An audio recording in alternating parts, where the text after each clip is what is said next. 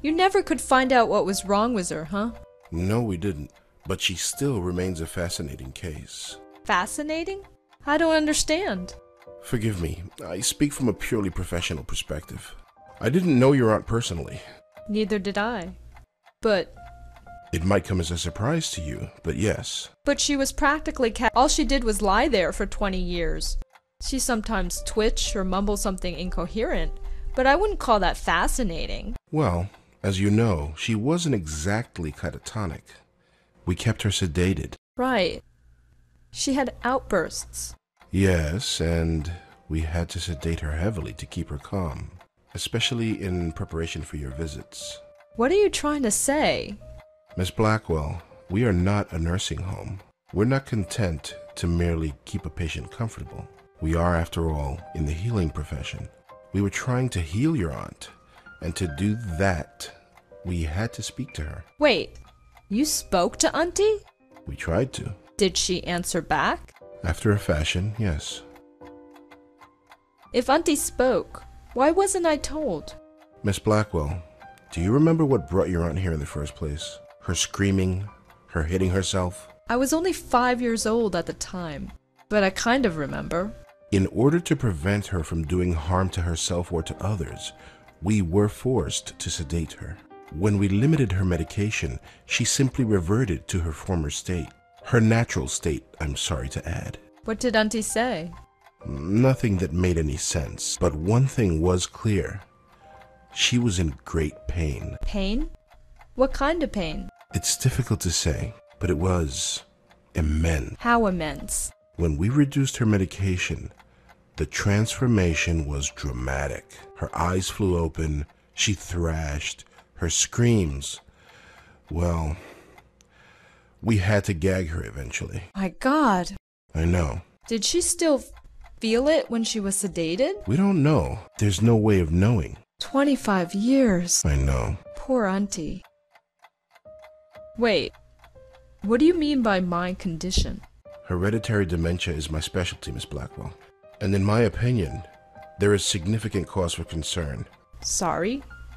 Did you say hereditary? Yes, 2 generations. Your aunt and your grandmother before her. My grandmother. Yes, Patricia, I think her name was, right? I don't know. I never knew my grandmother. Auntie Lauren was it.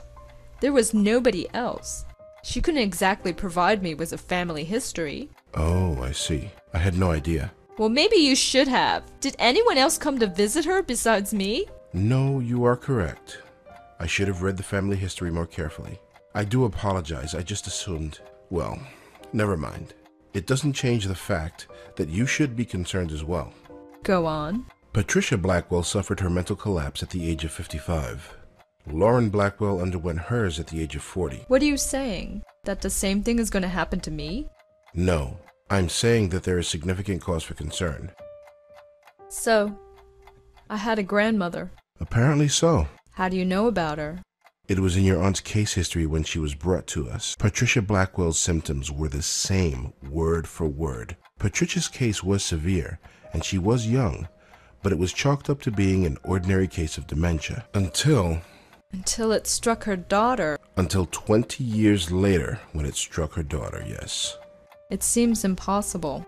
Perhaps it's genetic, but we've detected no abnormality. So what should I do? Right now, nothing. This type of thing is unprecedented. There is no procedure to go through, no medication I can give you. I just want you to be aware, is all. And come talk to me if, well, there's any concern. You couldn't find any other link between the 2 cases? None, aside from the family connection. And a name. A name? What name? The documentation we had on your grandmother is minimal, but there was one interesting item noted. During her more lucid moments, she uttered the name Joey. Your aunt, too, would cry out that name on occasion. Joey. Yes. Who's Joey? We've been wondering the same thing for 25 years. Is there anything else you need to tell me before I go? Your aunt had some personal effects in storage. As the next of kin, you're the beneficiary. It's just a folder, some documents and so on. It's being sent to your address via messenger.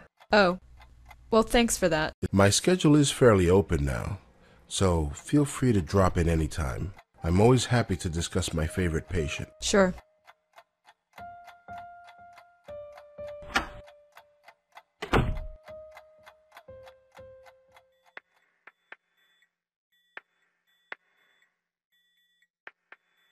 It's the security guard for the hospital.